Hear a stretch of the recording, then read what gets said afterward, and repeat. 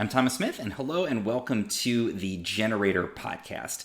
This is a new podcast that's tied to my publication on Medium here, The Generator, talking about generative AI. And we're going to cover all different aspects of the topic. And first, I'll share a little bit about myself.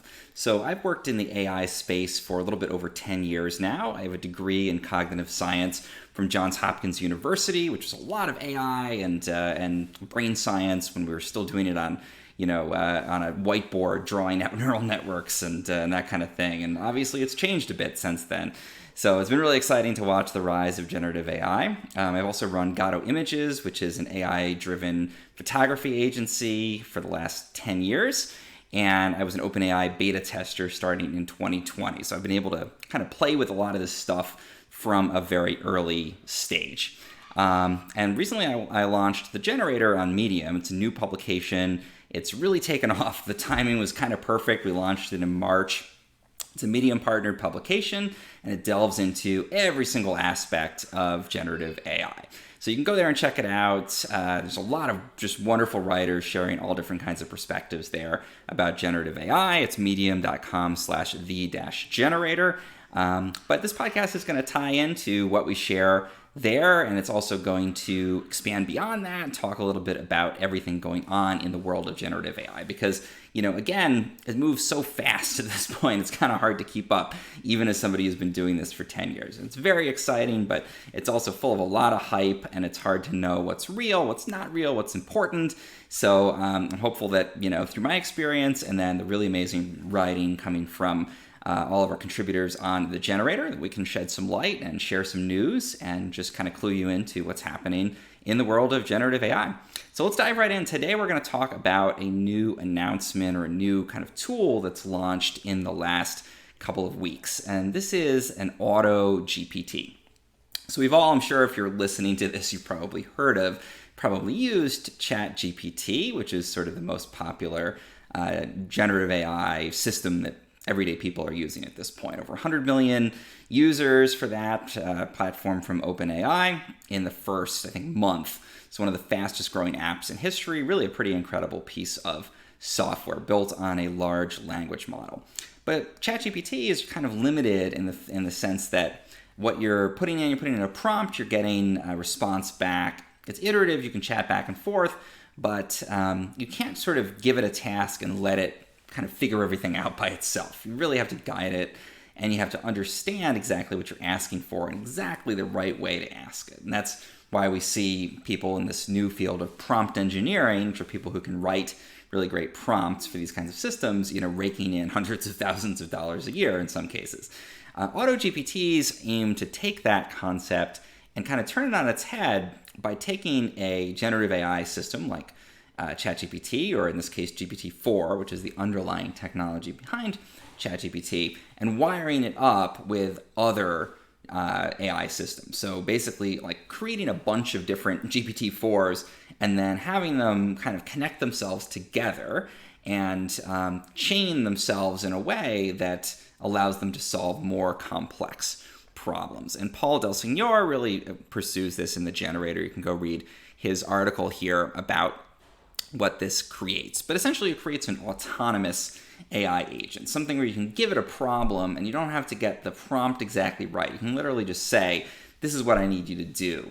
And by connecting together different AI agents, essentially, and kind of creating those and wiring them up on the fly, it's able to solve much more complex problems. And you can give it a very kind of broad idea of what you want, and it will go through and generate all of the code and all the connections that you need to solve that issue. So it essentially takes ChatGPT, kind of puts it on steroids, puts it on autopilot, that's the Auto GPT concept, and lets it kind of write the prompts for itself, essentially. A little bit scary, AIs talking to AIs, but it does become a pretty powerful way to solve a lot of problems that it would be harder for ChatGPT alone or GPT-4 alone to solve. And this is really, I think, the way of the future. This idea of taking what exists already with large language models and finding different ways to wire them up to solve problems.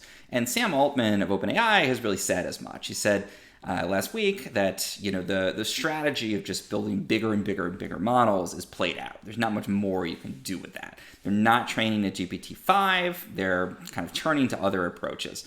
And the reason for that is that you get a lot by building bigger and bigger models, but you reach a sort of diminishing returns, a point where it's not going to get much better just by building a model bigger. Instead, you have to build it smarter, and you have to come up with better ways to tie together all of the pieces to solve a problem. And Auto GPT is one example of that. So the idea is that this is something that could get us closer to the sort of coveted goal in the AI world of an artificial general intelligence.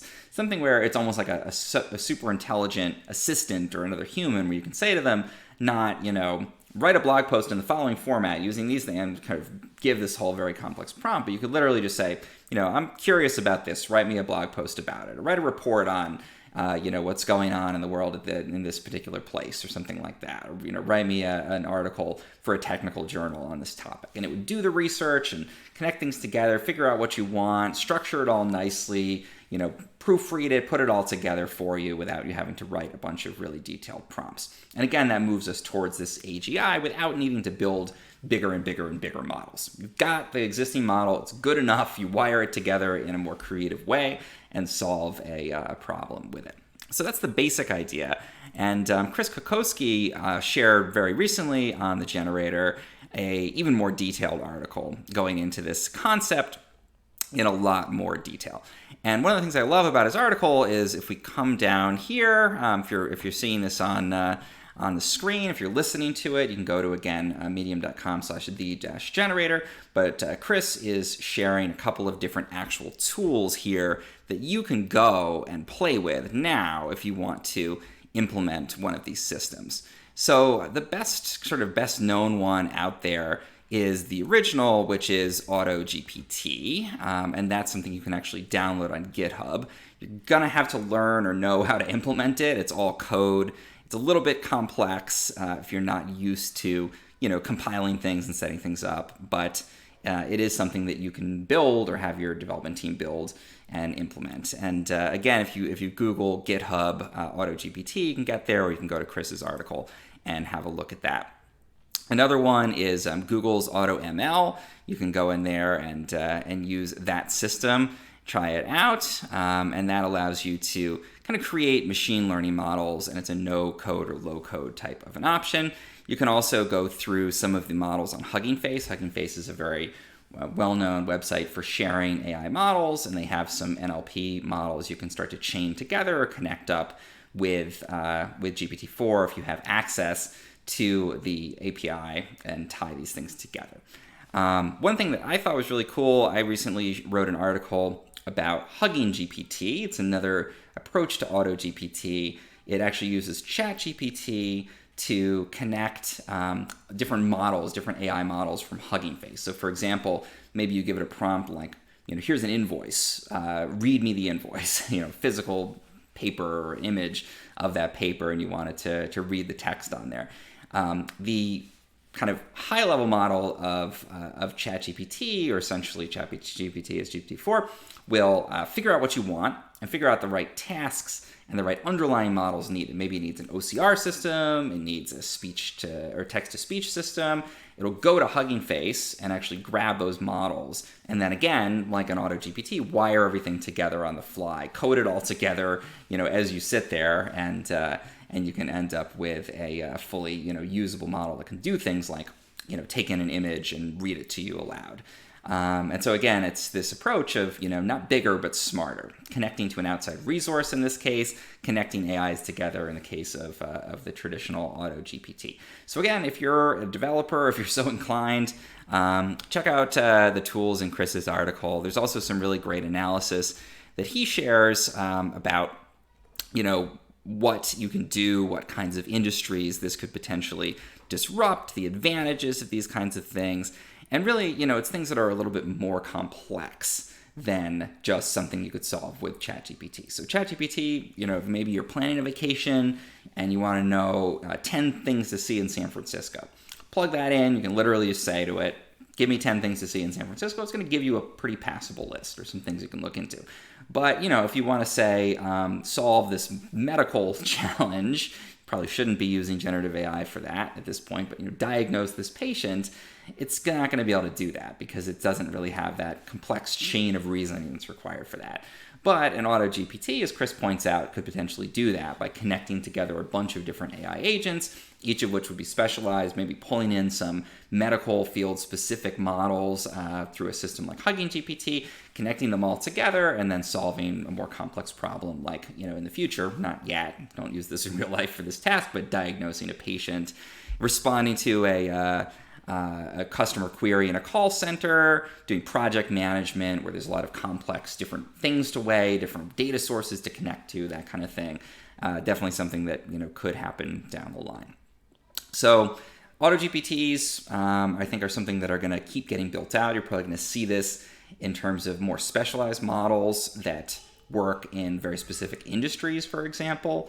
Again, rather than this sort of generalist of ChatGPT that can do everything pretty well, you'll start to see more of these models that can do one specific, domain-specific type of thing even better, again, by wiring together multiple AIs or one generative AI and multiple sort of underlying models that may not necessarily need to be generative AI. Follow this. I'm sure our writers are going to be talking a lot more about auto AIs and auto GPTs and some of the specific applications in the generator. Go check us out at medium.com/the-generator. You can find me on Twitter at TomSmith585. I share a lot of stories and my own kind of research in this space. And if you enjoyed this first episode, please go ahead, hit the subscribe button to the podcast here, share it out to people, let people know about it. Again, we've got a really awesome community of writers, over 20 writers now over at the generator who are digging into this stuff from every possible angle on a day-to-day basis, and we would love to share it all with you. So please come along and join us.